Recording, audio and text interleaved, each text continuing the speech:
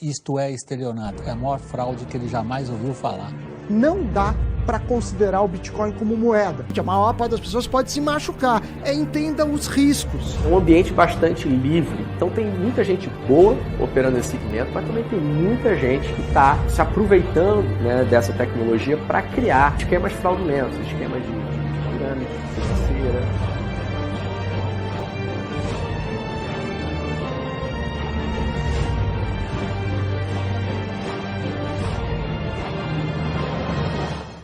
Muitas pessoas não entendem, muitas pessoas falam que é bolha, muitas pessoas usam todo o ar dos pulmões e dizem que vai ser a moeda mais valiosa que existe. Elas dizem que o Bitcoin vai fazer com que a gente se questione a respeito do que realmente é uma moeda. E eu admito, eu realmente por muito tempo não olhei o Bitcoin, dizia que realmente nem valia a pena, mas com tantas pessoas falando, tantos influencers no Twitter, no Insta, nas redes sociais, tantos negócios adotando o Bitcoin, é muito difícil que a gente não se questione, mas o que realmente está acontecendo aqui. E quanto mais eu pesquisava, mais insano ficava. E um exemplo disso é de quando a gente fala da pessoa que inventou o Bitcoin. Então você tem uma pessoa ou uma equipe de pessoas que utilizam o pseudônimo de Satoshi Nakamoto e que até o dia de hoje permanecem em total anonimato e dizem que ele possui cerca de 1 milhão de Bitcoins, o que se convertido em reais no dia da filmagem desse vídeo chega ao valor de 175 bilhões de reais, ou seja, ele é ser um dos homens mais ricos do mundo. Então no vídeo de hoje a gente vai entender um pouco mais de como funciona o mundo dessas moedas digitais.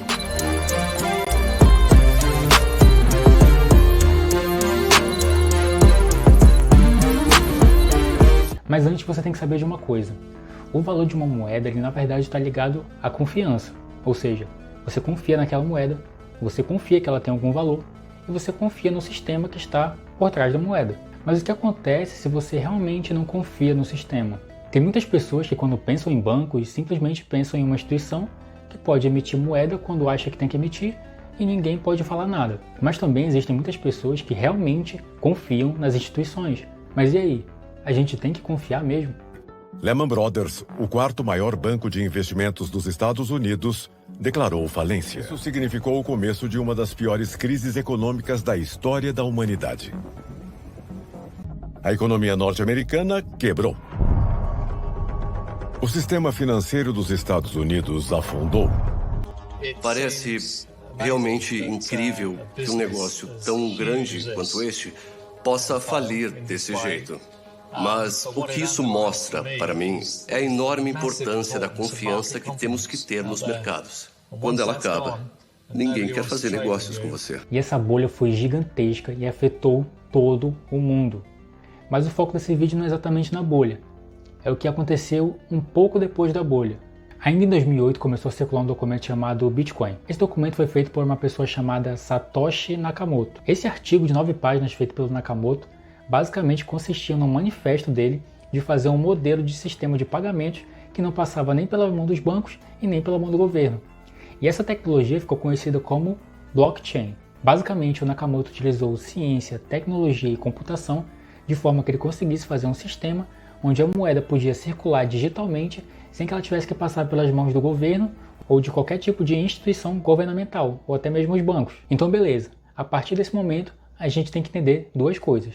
O que realmente é o Bitcoin e como ele funciona. E se você conseguir entender o conceito de blockchain, você vai entender o porquê do sucesso gigantesco que o Bitcoin teve nos últimos anos. O Bitcoin não é uma moeda física. Na verdade, ele é totalmente virtual, ou seja, ele é uma moeda digital. Imagina o Bitcoin como se fosse um sistema. Então você tem o João, tem 2 Bitcoins, ele decide enviar 2 Bitcoins a Joana. Então beleza. A Joana pega esses 2 Bitcoins e envia o Marcelo. Todas essas movimentações, elas ficam armazenadas no sistema. E todas as movimentações que acontecem depois também ficam. Os bancos funcionam de uma forma similar.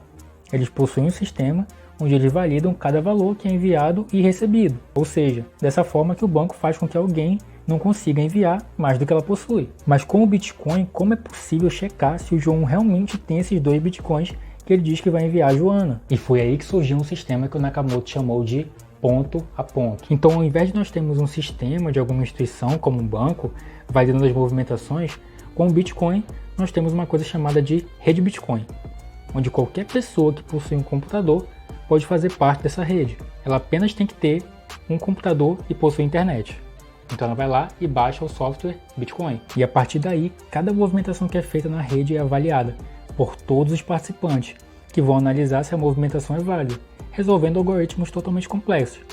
E quando as movimentações elas são analisadas e aceitas, ela passa a ficar armazenada no sistema, ou seja, no bloco. E após uma certa quantidade de movimentações, surge uma nova planilha, ou um bloco. E é esse bloco que vai conter todas as informações de todas as movimentações, desde o João a Joana, Joana e Marcelo. Então todas essas informações ficam armazenadas nesse bloco. E depois de uma certa quantidade de movimentações, uma nova planilha é feita, ou seja, um novo bloco. E todos esses blocos que vão surgindo, que contêm essas informações dessas movimentações, são interligados. E é daí que vem o nome de blockchain, ou seja, bloco em cadeia. E é muito importante que você saiba que em toda essa movimentação, a identidade de ninguém é revelada. E esse sistema de blockchain te permite ver todas as movimentações que acontecem. Então, desde 2009, lá com o bloco 1, você consegue ver todas as movimentações de Bitcoin, que começou com Satoshi Nakamoto, que movimentou cerca de 50 Bitcoins naquele dia. E o Nakamoto também definiu um limite de Bitcoins,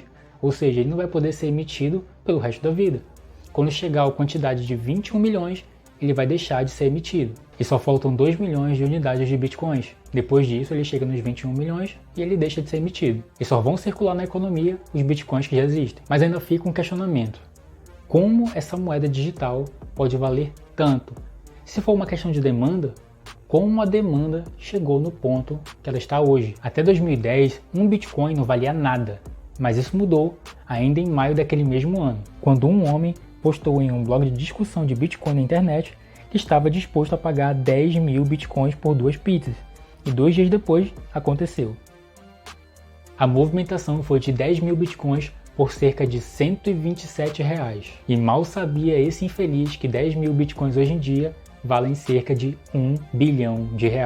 Mas enfim, conforme o valor do Bitcoin foi subindo, foi surgindo o que se chamou de altcoins, ou seja, moedas digitais alternativas. Elas possuíam tecnologias baseadas no Bitcoin, mas com algumas mudanças, e as funções também mudavam. O Bitcoin possui a tecnologia dele e a função dele, e cada altcoin tem a sua função e a sua tecnologia, mas o Bitcoin ele é especial. E ele passou por muitas dificuldades ao longo do tempo. Como eu falei antes, quando eu estava te explicando lá o que é blockchain, a identidade das pessoas não é revelada no momento das movimentações. Então, muitas movimentações que envolviam substâncias ilícitas na Deep Web acabavam que aconteciam com a utilização de Bitcoins. Essas pessoas utilizavam os Bitcoins nas movimentações porque sabiam que não iam ser identificadas. E ainda faziam isso a partir da Deep Web, que basicamente é uma zona da internet onde a detecção de pessoas é muito difícil. Então você estava em um local onde não ia ser detectado utilizando uma moeda que não ia te identificar. Obviamente, isso ia chamar a atenção de muitas pessoas mal intencionadas. Mas mesmo assim,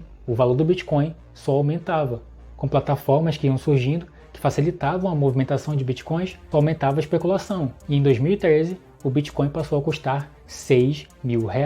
E em 2017, o Japão, por meio de uma lei, passa a assumir o Bitcoin como um método de pagamento válido no país. E isso fez com que o valor do Bitcoin explodisse. E foi a partir dessa época que o Bitcoin realmente começou a se tornar conhecido mundialmente. Então, pelo menos uma pessoa que você conhecia já devia te falar de Bitcoin alguma vez. E a coisa estava tão insana que existiam negócios que só de colocar blockchain no nome já faziam com que o valor de suas ações subisse 200%.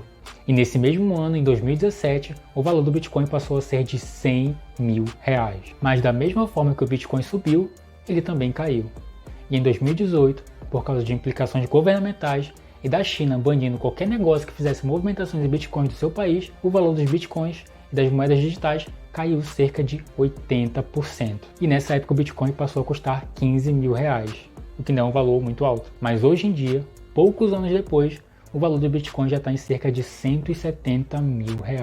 O objetivo desse vídeo basicamente foi tentar te fazer entender um pouco mais do que é o Bitcoin e como a tecnologia dele funciona. E se você conseguir entender um pouco mais, já deixa o like aqui embaixo, se inscreve no canal e compartilha com quem você acha que tem que saber disso também. Vai ajudar muito o canal e faz com que o YouTube entenda que esse conteúdo é importante e vai enviar a mais pessoas. O meu nome é Oscar e esse é um investidor de negócios.